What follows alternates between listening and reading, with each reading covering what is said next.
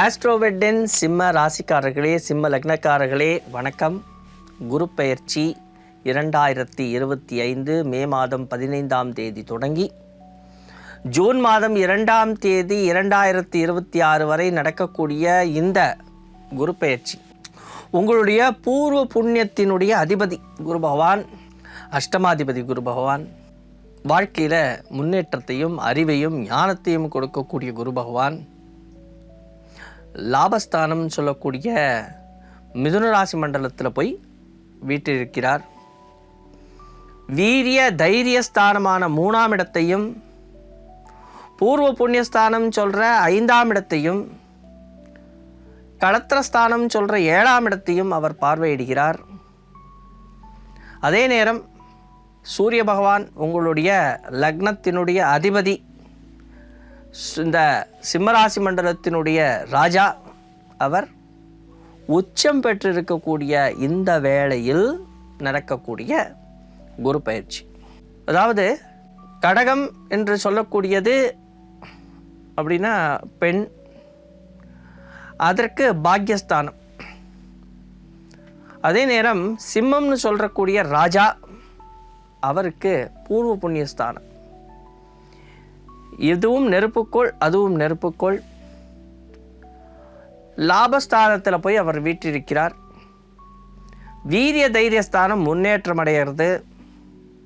இந்த வீரிய தைரியஸ்தானம் முன்னேற்றம் அடைகிறதுனால உங்களுடைய வாழ்வில் என்ன நடக்க போகிறதுங்கிறத தான் நம்ம பார்க்க போகிறோம். முதல்ல நான் கல்வியில் ஆரம்பிக்கலாம். கல்வி ஒருத்தனுக்கு ரொம்ப முக்கியம். இந்த கல்வியை பற்றி நாம் பேசும் பொழுது அதற்கு முக்கியமாக குரு பகவான் காரணகர்த்தா. இத்தனை நாள் பார்த்திங்கன்னா நல்ல அறிவு இருந்தது, நல்ல ஞானம் இருந்தது, நல்ல ஒரு புத்திசாலித்தனம் இருந்தது. எந்த ஒரு விஷயத்தையும் நாம் நல்லபடியாக எடுத்துகிட்டு போனோம் அப்படிங்கிற ஒரு ஞானம், அறிவு எல்லாம் வெளியிலிருந்து உங்களுக்கு கிடைத்தது. ஆனால் சில நேரங்களில் பார்த்தோம்னா பயம், இது சரியா தப்பா, இதை நாம் செய்யறது மூலமா நம்மளுக்கு கிடைக்குமா கிடைக்காதா. ஸ்போர்ட்ஸில் போயிருப்போம், ஸ்போர்ட்ஸில் போயிட்டு கலந்துக்கும் பொழுது ஐயோ நம்ம ஜெயிப்போமா மாட்டோமா, நம்மளுக்கு என்ன செய்யலான்னே புரியலையே. ஏதாவது ஒரு கலை ஆர்வத்தில் இருந்தாலும் அந்த கலை ஆர்வத்தில் நாம் சில விஷயங்கள் செய்தாலும் தடங்கல்கள் இருந்துக்கிட்டே இருந்தது. சில நேரத்தில் பார்த்திங்கன்னா பேச்சு போட்டிக்கு போயிருப்பீங்க, பேச முடியாமல் கஷ்டப்பட்டிருப்பீங்க. எழுத்து போட்டிக்கு போயிருப்பீங்க, எழுத முடியாமல் கஷ்டப்பட்டிருப்பீங்க. டிராயிங் அதில் கஷ்டப்பட்டிருப்பீங்க. இல்லை பாடல்களோ நாட்டியமோ, இது எல்லாத்துக்கும் ஆர்வம் இருக்கும், அதனுடைய திறமைகள் இருக்கும், எல்லாமே உங்களுக்குள்ளேயே இருந்துச்சு. ஆனால் இப்போது தைரியம் வந்துடுச்சு. எதையும் ஃபேஸ் பண்ணக்கூடிய தைரியம், எப்படியும் ஃபேஸ் பண்ணுவக்கூடிய தைரியம், அது உங்களுக்கு வருது. அதனால் நீங்கள் வெற்றி அடைய போகிறீர்கள். போட்டி பந்தயங்களில் வெற்றி கிடைக்கும். போட்டி பந்தயங்களில் லாபங்கள் உண்டு, வெற்றிகள் உண்டு. எதிராளிகளை சமாளிப்பீர்கள். எதிராளிகள் எவ்வளவு புத்திசாலியாக இருந்தாலும் உங்களுடைய தைரியத்தின் மூலமாக அவர்களை நீங்கள் சமாளிக்கப் போகிறீர்கள். அவர்களை எதிர்கொண்டு வெற்றி அடைய போகிறீர்கள்ங்கிறத மனசில் வச்சுக்கோங்க. அதே நேரம் மிக முக்கியமாக வீண் மனபயம் இருந்தது, அதெல்லாம் ஓகே, தைரியம் வந்துருச்சு. இப்போது நாம் செய்கிற விஷயங்களில் நல்ல ஒரு முன்னாடி போயிடுவோம். அந்த இதெல்லாம் இருந்தாலும் இது போன்ற அசட்டுத்தனமான சில தைரியத்தையும் நீங்கள் காமிச்சு நாம் தான் எல்லாம் தெரியுங்கிற மாதிரி சில விஷயங்களை செஞ்சு எங்கே போய் லாக் ஆகுறீங்கன்னா வீணான கஷ்டங்களில் போய் மாட்டிக்கிறீங்க. அதே மாதிரி வேலை செய்பவர்களாகட்டும் மற்றவர்களாகட்டும், இப்போது இன்னும் ஓரிரு நாளில் இந்த ராகு கேது பயிற்சிகள்லாம் வேறு நடக்க போகிறது. இப்போ என்ன செய்வீங்கன்னா கம்பேர் பண்ண ஆரம்பிச்சிட்டிங்க. எல்லா விஷயத்தையும் கம்பேர் பண்ணுவீங்க. அது கரெக்டாக, இது கரெக்டாக, இதை விட இது நல்லா இருக்குது. இப்போ பெண்கள் சேலை எடுக்க போகிற மாதிரியோ, நாம் மொபைல் வாங்க போகிற மாதிரியோ, ஆண்கள் மொபைலோ இல்லை பைக்கோ வாங்கும் பொழுது எவ்வளோ தூரம் கம்பேர் பண்ணுவோமோ அது மாதிரி எல்லா விஷயத்தையும் கம்பேர் பண்ண போகிறீங்க. இந்த எல்லா விஷயத்தையும் கம்பேர் பண்ணுறது தான் பிரச்சனையே கொடுக்கும். எதிராளிகள் உங்களை விட புத்திசாலி, அவங்க நாசுக்காக எல்லா வேலையும் செய்வாங்க. உங்களோட வீரியத்தெல்லாம் எல்லா இடத்துலையும் காமிக்க முடியாது. அப்போது நம்ம வீரியத்தை காமிக்கிறதுலையும் நாம் கொஞ்சம் கண்ட்ரோலாக இருக்கணுங்கிறத நம்ம மனசில் உள்வாங்கிக்கணும். சில நேரங்களில் நம்மளுக்கு சில விஷயங்கள் தெரியாமல் இருக்கும். இப்போ கணவன் மனைவி அப்படின்னு இருக்காங்க அப்படின்னா, இல்லை உங்கள் ஃப்ரெண்ட்ஸ் இருக்காங்க, இல்லை நீங்கள் பார்க்கக்கூடிய எதிராளிகள், நமக்கு சில விஷயங்கள் தெரியாது. ஆனால் அவங்களுக்கு அந்த விஷயங்களில் நல்ல ஞானம் இருக்கும். நான் ஏன் என் மனைவி கிட்ட கேட்கணுங்கிறதோ, நான் ஏன் என் கணவன் கிட்ட கேட்கணுங்கிறதோ, இந்த மாதிரி ஒரு சின்ன சின்ன ஈகோவெல்லாம் விட்டுட்டு உட்காந்து பேசி, எனக்கு இந்த மாதிரியான ப்ராப்ளம் இருக்குது அப்படின்னு சொல்லி நீங்கள் அவங்கக்கிட்ட கேட்கும் பொழுது, அவங்களுடைய இன்ட்யூஷனால், அவங்களுடைய நல்ல ஒரு புத்திசாலித்தனத்தினால உங்களுக்கு வழி காமிப்பாங்க. அவங்களுடைய அறிவு ஞானத்தை உங்களுக்கு கொடுப்பாங்க. அது உங்களுக்கு உபயோகரமாக இருக்கும். திருமணமாகாதவங்களுக்கு திருமண முயற்சிகள் அப்படின்னு சொல்லும் பொழுது, ஒரு சில காலகட்டங்களில் நல்ல வளர்ச்சி கிடைக்கும், திருமணத்துக்கான வாய்ப்புகள் வரும். அதை தட்டி கழிக்காமல் செஞ்சால் நிச்சயதார்த்தம் கண்டிப்பாக நடந்துடும். தட்டி கழிக்கிறதுனா, எதிராளிகள் உங்களை விட புத்திசாலின்னு முதல்லையே சொல்லியாச்சு.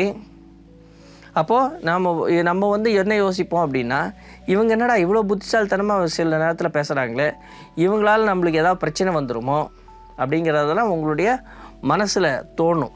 அதெல்லாம் விட்டுட்டு சரியான முறையில் ஒரு அடி எடுத்து வச்சிங்கன்னா நீங்கள் வாழ்க்கைக்குள்ளே போகிறதுக்கான வாய்ப்புகள் இருக்கும்.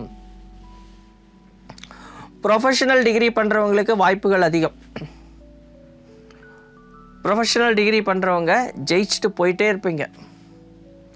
அதே நேரம் சொத்துக்கள் விஷயம், அதாவது உங்களுடைய தந்தையார், பாட்டனார், முப்பாட்டனாருடைய சொத்துக்கள் உங்களுக்கு கிடைக்கும். ஆனால் அதில் சின்ன சின்ன வில்லங்கம் வரும். அதை நீங்கள் சமாளிக்கணும்.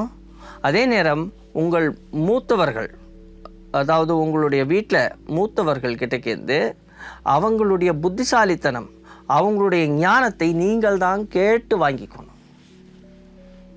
அந்த ஞானத்தை அவர்கள் உங்களுக்கு தருவாங்க. ஆனால் நீங்கள் கேட்டால் தான் தருவாங்க. ஸோ அந்த இடத்த நீங்கள் கொஞ்சம் ஞாபகம் வச்சுக்கணும். இப்போது வெளியிலிருந்து வரக்கூடிய பணம்னா, நம்ம ஒரு வேலை செய்கிறோம், சர்வீஸ் பண்ணுறோம், அதன் மூலமாக நமக்கு கிடைக்கக்கூடிய பணம் எப்படி இருக்கும்னா, ஓரளவு திருப்திகரமாக இருக்கும். ஓரளவு திருப்திகரமாக உங்களை சேர்ந்து விடும். எப்போது எதிராளிகளுக்கு நீங்கள் மரியாதை கொடுக்குற வரைக்கும் உங்கள் வாழ்க்கையில் முன்னேற்றங்கள் உண்டு. அதே நேரம் தொழில் சார்ந்த விஷயங்கள், இத்தனை நாள் பார்த்தீங்கன்னா தொழிலில் மந்தமாக இருந்திருக்கும். நீங்கள் என்ன வேலை செஞ்சாலும் அது ஜெயிச்சிருக்காது. அதெல்லாம் மாறிடும். தொழில் முன்னேற்றம் அடையும். அந்த தொழில் மூலமாக லாபம் வருமானா, அந்த லாபம் சொற்ப அளவு வரும். நீங்கள் எதிர்பார்த்து நீங்கள் 50 ரூபா போட்டால் 500 ரூபா வரணும்னு எதிர்பார்த்தீங்கன்னா வராது. 50 ரூபா போட்டவங்களுக்கு 100, 150 ரூபா வரைக்கும் வரும். சொற்ப லாபங்கள் உண்டு. ஆனால் இத்தனை நாள் அது கூட இல்லாமல் இருந்தது. இப்போ அதனுடைய வளர்ச்சி கிடைச்சிரும். கூட்டாளிகளிடையே, அதாவது இப்போ தொழில் கூட்டாளிகள், பார்ட்னர்ஷிப் பிஸ்னஸ் பண்ணுறவங்க, ஒரு 4-5 பேர் கூட சேர்ந்து பிஸ்னஸ் பண்ணுறவங்க, இது மாதிரியான தொழில் கூட்டாளிகளிடையே கருத்து வேறுபாடுகள் வருவதற்கான வாய்ப்புகள் இருக்கிறது. ஏன் இந்த கருத்து வேறுபாடுகள் வருது அப்படின்னு சொன்னால், நீங்கள் கம்பேர் பண்ணுற ஒரு விஷயமும் எதிராளிகள் அதிக புத்திசாலித்தனமாக இருப்பதும் தான் காரணம். அப்போது நீங்கள் கொஞ்சம் விட்டு கொடுத்து போனீங்கன்னா ஜெயிச்சிடலாம், சக்ஸஸ் கிடைக்கும் அப்படிங்கிறத மனசில் வச்சுக்கோங்க. அதே நேரம் எல்லா இடத்திலும் தைரியத்தை நாம் காமிக்க முடியாது இல்லையா? கணவன் மனைவி அப்படின்னு சொன்னால் மனைவி கிட்டேக்கோ கணவன் கிட்டேக்கோ உங்களுடைய வீரத்தை அதெல்லாம் போய் காமிச்சிட்டு இருக்க முடியாது. அதனால் இடம் பொருள் ஏவல் தெரிந்து உங்களுடைய வீரியத்தை காண்பிக்க வேண்டும்ங்கிறதையும் மனசில் வச்சுக்கோங்க. அப்போது லாபங்கள் அதிகரிக்க என்ன செய்யணும்? ஒரு சில காலகட்டங்களில் இந்த குரு பகவானுங்கிறவர் வக்கரமாகவார். அது போன்ற அவர் வக்கரகதிக்கு வரும் பொழுது சில விஷயங்களை நாம் செய்யும் பொழுது நாம் ஜெயிக்கலாம், லாபங்கள் வரும்.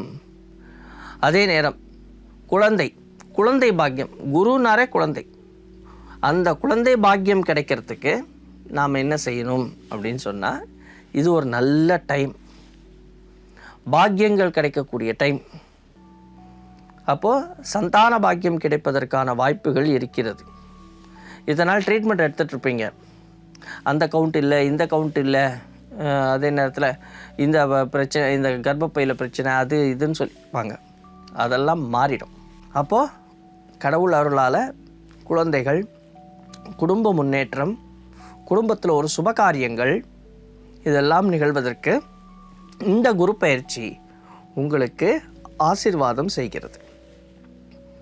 இறை அருளால் நீங்கள் அதை எல்லாத்தையும் பக்குவமாக எடுத்துக்கொண்டால் வாழ்க்கையில் வெற்றியடைய முடியும். ஆஸ்ட்ரோவெட்டின் அன்பு வாழ்த்துக்கள். நன்றி, வணக்கம்.